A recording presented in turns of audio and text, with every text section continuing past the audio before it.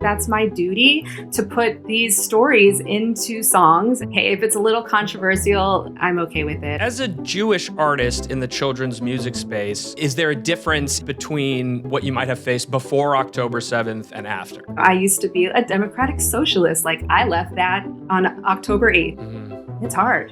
I'm getting emotional. Welcome back to Being Jewish with Jonah Platt, 30 Minute Mensches. Same vibe, same tribe, shorter episodes. My guest today is a Grammy-winning recording artist who is about to release her 11th studio album. From CBGB to Gymboree, from Lollapalooza to Lollipops, from Arlene's Grocery to buying groceries for her 10-year-old daughter, she has built an amazing career crafting irresistible children's music with adult appeal, powerful messages, and plenty of ruach. She plays, she slays, and she's obsessed with Ruth Bader Ginsburg. Please welcome my friend, Joanie Leeds. Thank you so much for having me. I'm such a fan of your podcast. Oh, thank you. I know it. I appreciate it. So you put a lot of yourself and your passions into your music. You have your Grammy-winning album, All the Ladies, which is all female empowerment and everything created by women for women. You've got Freedom, which is your sort of protest against book banning. And then you got your albums like Mashugana and Chala Chala, where your Jewish pride is on display. How did you decide, like, I'm not just doing children's music, I'm doing Jewish children's music? Every album, whether it's a Jewish album or not, has an element of Judaism. There's a lot of Jewish values in there, whether it's about actual challah or if it's about like going to the beach. There's always like something in there that has something to do with Judaism. It's just kind of layered, like peeling back the layers of an onion. But I think, when I first started making music for children, it was very much like clap your hands, stomp your feet type of music. And then as my kids that I was teaching and performing for started to grow older, then I realized like they can handle a little bit more. So like the Mr. Rogers mentality, where they really can handle almost anything. It's just the way that you show them, the way that you do it. So I started to tell more stories. I started to pack in some political messaging, if you will, some progressive values, some Jewish values. It's all in there. And it's actually my 12th album that's coming out. Don't forget that one. My bad. Sorry, I left one. I it's thought all I good. counted it very carefully. I don't know which one I it's all forgot. good. It's okay. I actually had the question as I was listening to some of your music, like what makes it children's music? Because, it's very adult appealing, folk sounding, adult singing music. Well, thank you, because that's a compliment, because I think what a lot of children's artists hear is like, oh, I can't hear this because it's like so for my kid, like a Baby Shark type of song. Right. Which is not what you do at all. No, I am like anti-Baby Shark, although I do understand the appeal of that. But I think for me, it's really about like the music that I love, like Anita Franco and the Indigo Girls and Jonathan Brooke. Like that's my vibe. Fiona Apple. I love Fish, like bands like that. It's the jam band, the classic rock, the indie singer-songwriter, female rocker. It's like, that's my vibe. And that's what I put into my music, or at least I try to. So the fact that you said that makes me feel really good about it, because I don't want it to only appeal to children. I want the parents to listen to it. And when the kids leave the car, if they leave it on and then they keep listening, that's the biggest compliment. My question is, what makes it a children's song? If I'm listening to it and, it sounds musically to me like something else I might be listening to, and it's not like content-wise, like you said, you're going to clap your hands, stomp your feet, Right. Yeah, I always have the child in mind when I write the song. I try to either tell the story from a children's perspective, trying to put myself in the shoes of the child that's listening to the music, or I'm telling a story to the child, either educationally or, just kind of in a silly way that has them in mind as the audience. And, I think that's really what sets it apart. So as some of your albums are Jewish focused, one, as I mentioned, is about, ladies, et cetera, have you found that your audience is sort of bifurcated along these subject matters, or is everybody kind of down for everything? It's funny because I definitely lean politically left. So I sing a lot of songs like what you were mentioning, Ruth Bader Ginsburg, my All the Ladies album that won the Grammy. It is all about female empowerment and breaking glass ceilings. And I think that album came at a time where the country really needed to hear something like that because it was right around the Me Too movement and everything was exploding in that vein. And, the Grammys, for example, it was like all men won that previous year. So I was really fueled to write those songs. So I think everybody was really excited to hear that and support an album like that. I can't say everybody like on the right, perhaps. I don't know. I mean, I guess maybe I'm in my little New York bubble. So my audiences really liked it. But I play, you're left, but I play songs like Jewish songs and songs that are politically left to all different audiences. I was once in Colorado, in rural Colorado. I think it was Durango. And I sang Dreidel, Dreidel, Dreidel on a stage or, just mixed in with Christmas songs. And I had kids that didn't even know what a dreidel was spinning like a dreidel on stage with me. So I'm saying I don't really hold back and I try to make things inclusive for everybody and use it as an educational experience because I want to share this love that I have for my Judaism. And I'm not very religious at all. For me, it's more of a cultural connection. I hear you talk about this a lot on your podcast, and I feel like you're speaking my brain half the time because I'm the same way. I'm not a religious Jew, but I'm a very connected to my ancestors. And I don't celebrate Shabbat every week, but I have my great grandmother's candles on my mantle that I don't light them, but they're there from Austria. They brought them all the way to Austria. So I'm obviously going to honor my ancestors and put them there. So I just try to pack that all into my music and share it with the audiences, whether or not they're Jewish. I want to get your take on this as a musician. There's sort of two schools of thought, I'd say. Some people, the music is protest. Being an artist is inherently political and a stage to say something. And then there are others, and what's popping to mind is Coldplay.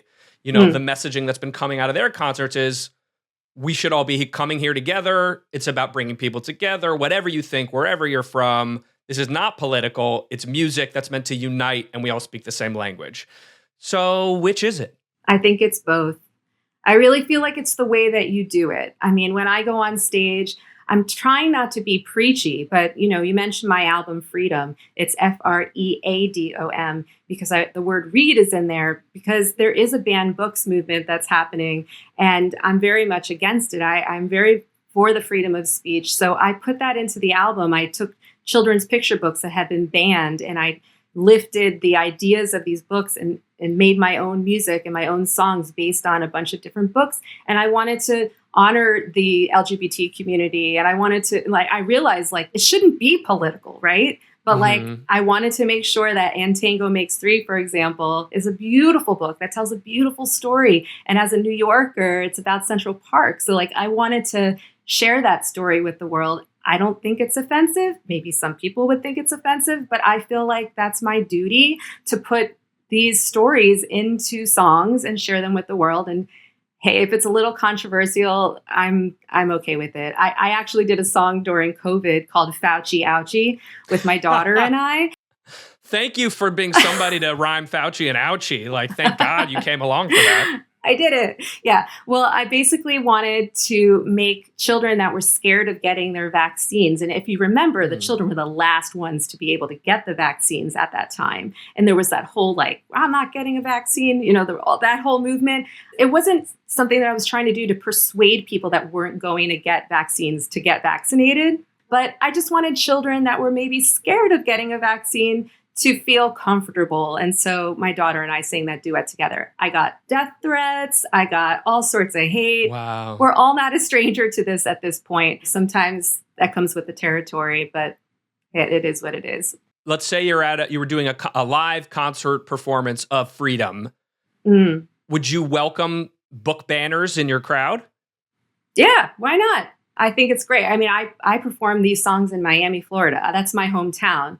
And so I got together with Pen America and we did a huge event last September during Banned Books Week. We got a lot of press. The news came. It was in the papers. And that's a very controversial place to sing those songs. So yeah. I don't know. I'm always in the bring it on mentality. I don't really try to shy away from things. Just touching one more time on Ruth Bader Ginsburg, I'm just curious, has your unabashed admiration changed at all in her legacy of not retiring and sort of blowing it for the Supreme Court?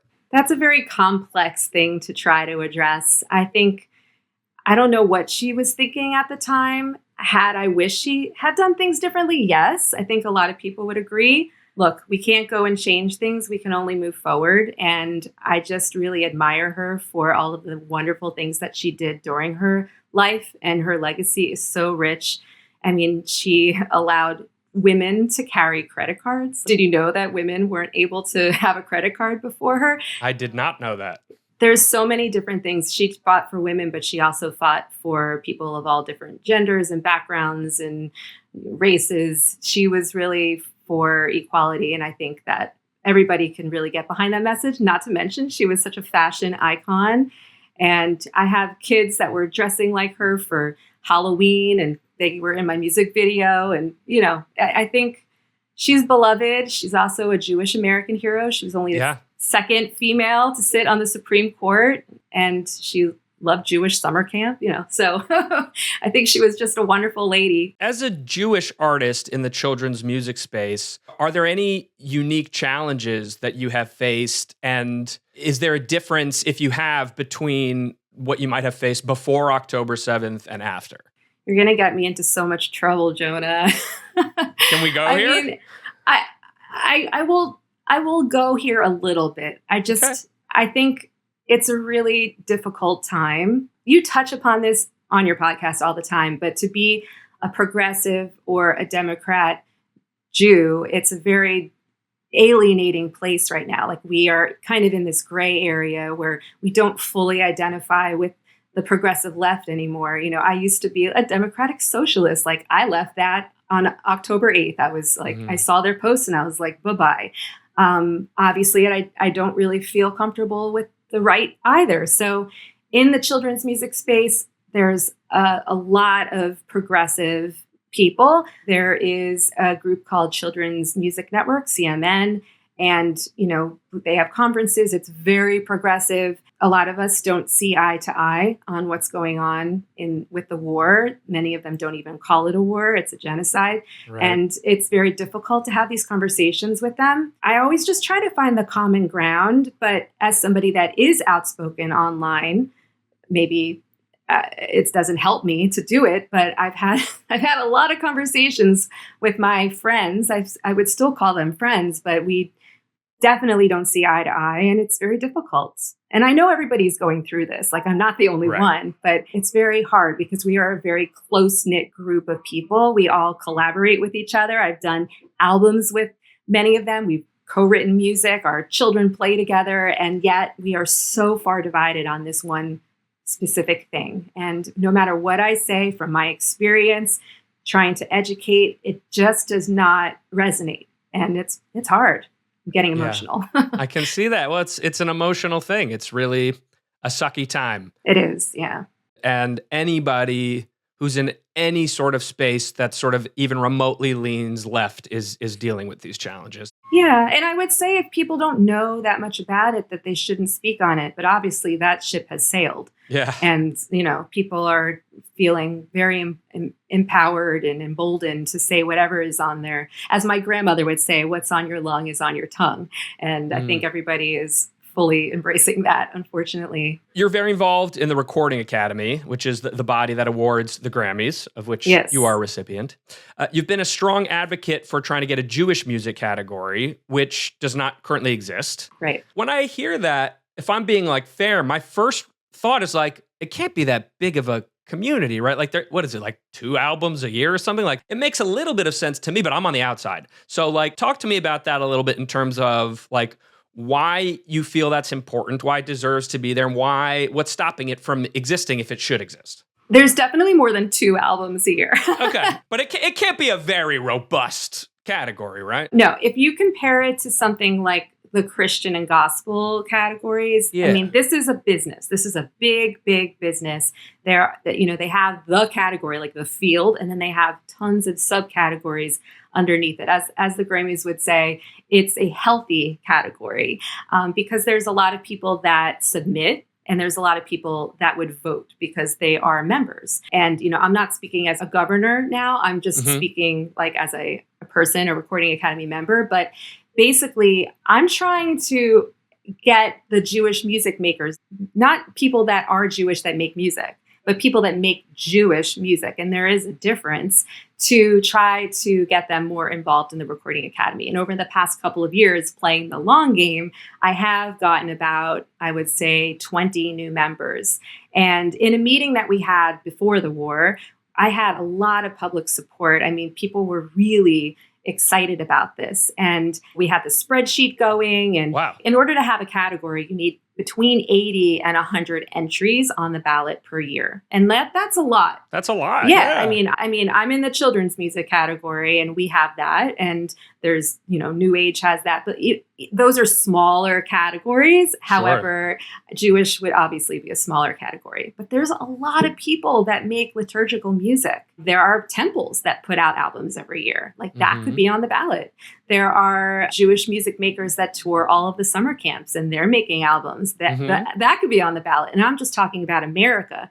I'm not even talking about Israel or anywhere in the diaspora, really. So there's a lot of Jewish music makers that I feel like it's such an insular community and they're just not taking their business seriously. And I keep on saying, like, there are so many people that make this music, but they just do it for their temple. To give Jewish music a home would be so special. I just need to get more people on board to submit their album on the ballot. It's a little bit bigger than that because Spotify and all the streaming services, for example, a lot of people that make Jewish music and then try to upload it, it just gets dumped into Christian and gospel. There's really no place for it to go. So I feel like, I don't know, it's one of these chicken and egg situations. Like, do we get the streaming services to take us seriously first so that the Grammys will? Or is it like the reverse? So I don't know. So my mission right now is to just saturate the ecosystem and try to get more people to become members and to get more people to submit onto the ballot.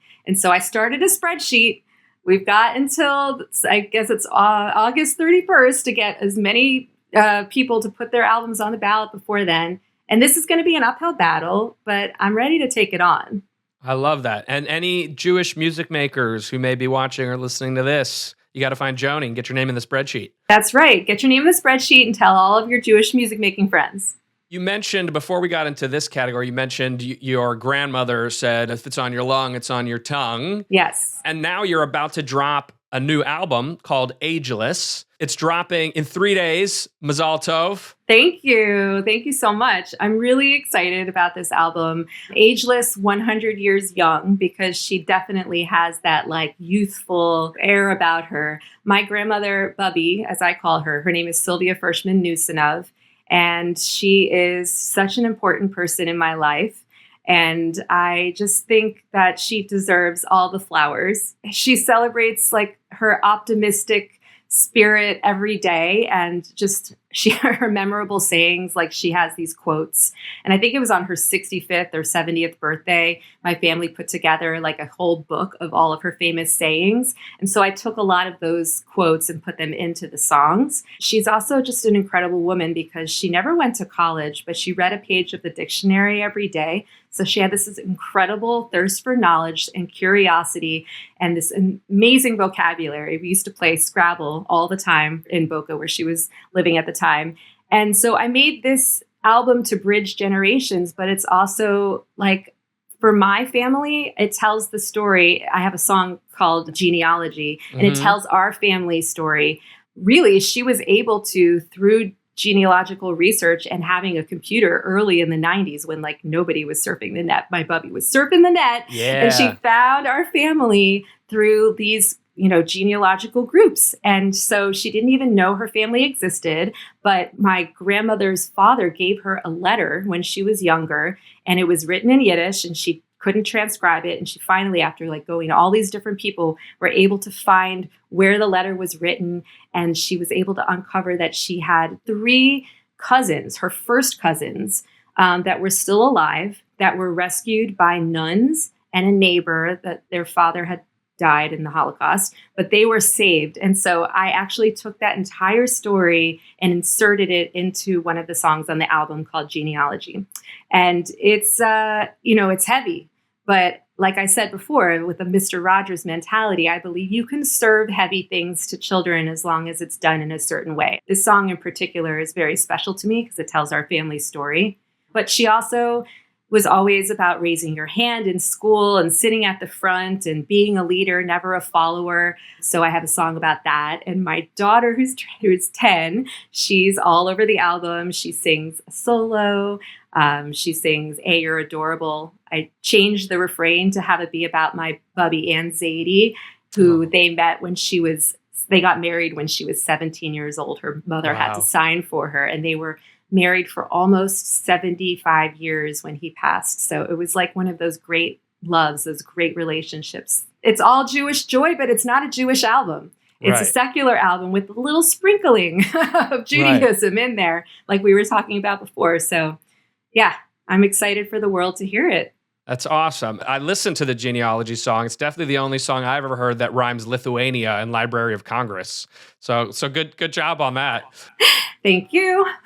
So you mentioned your daughter who plays heavily into this. Talk about intergenerational. Yes. What was that experience like? This is your first time doing something like this with her, right? Like really collaborating on an album in such a meaningful way. Well, she has been on a couple of my albums before. Like she was on the RBG song about Ruth Bader Ginsburg. And as I mentioned, the Fauci Ouchie song, that was a duet. But this one, before I started writing the songs for it, she's like, "Mom, I want to be singing songs on your next album." Like she made it very known. She's been taking voice lessons. She's always in the musicals at the 92Y. She's like big into musical theater. We see Broadway all the time. And she's a singer. I'll have to send you her. She's amazing. So I was really excited to feature her. And again, I try to be as protective about her as I can. And I'm not looking to exploit. This was all her. She was like, "I want to be on the album." So she's on the album. It's nice that you said yes. Yeah, well, I had to think about it, but yeah, I'd be like, this is my livelihood, sweetheart. No, she's fantastic, and I'm so glad to do this with her. It's very special, and she actually helped me write one of the songs. There's a song called "Curious," all about Bubby's curiosity, and I had written the chorus, and she's like, "Mom, I think it would sound better if you said this," and she changed a couple of the lyrics, and I was like, "You know what? You're right." She's got strong opinions. Wow. And yes, she has strong opinions about what I wear and about my lyrics. Is this going to be like a Blue Ivy thing now? Like when you do your concerts, is she going to pop out and lead a dance number? We are doing our first concert together next week, actually. Oh my gosh. I'm paying her too, by the way. Wow. This is not for free. She's going to be a very important part. We've been practicing our harmonies this week. And she's so wonderful and she's got such a great ear. But, it's challenging because you sing these songs on the recording. You can do them over as many times as you'd like.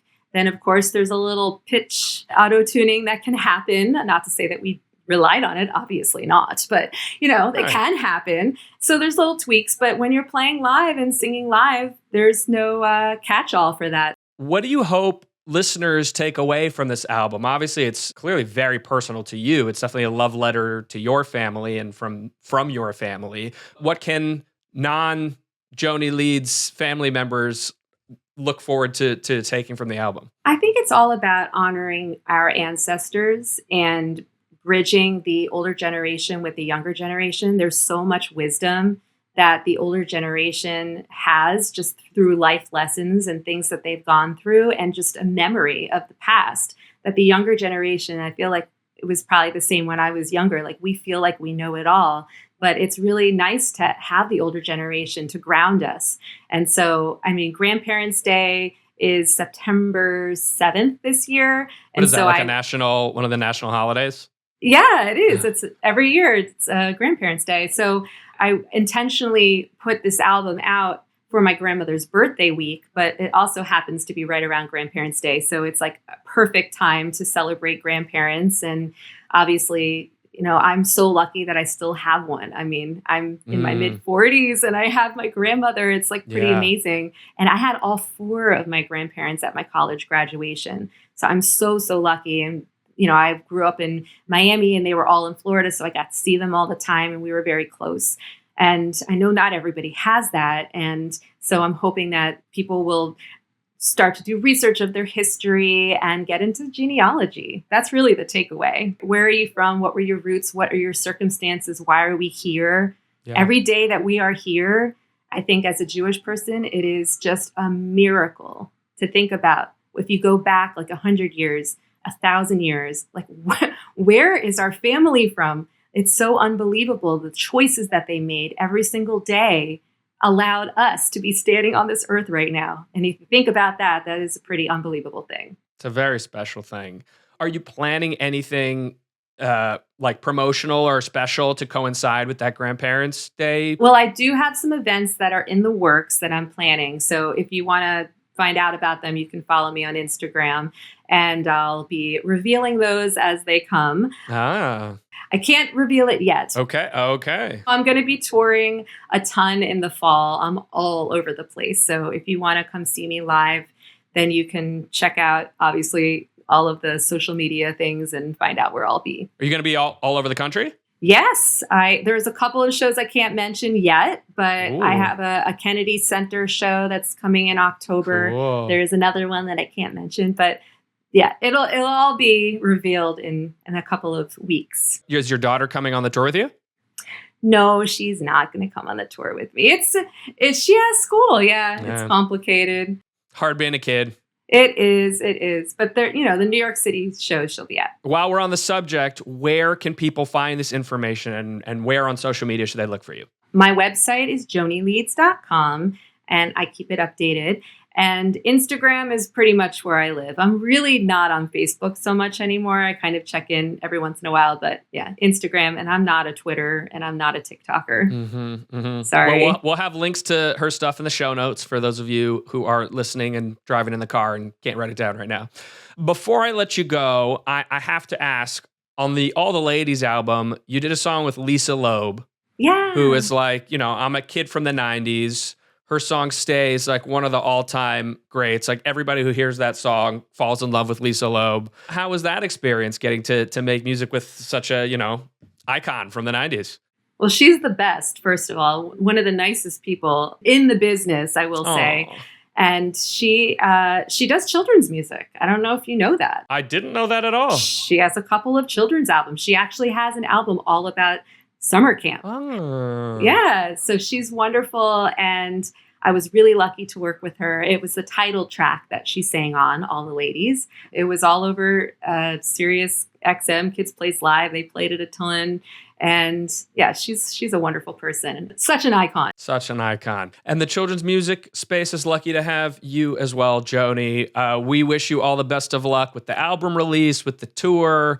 And thank you so much for stopping by to share your experience and your music with us. Thank you so much, Jonah, and keep on doing what you're doing. It's so important that the world hears your voice right now. And I just love the way that you serve everything that you say. I appreciate that. All right. She's a mensch. It's been 30 minutes. I'm Jonah Platt. Y'all come back now, you hear?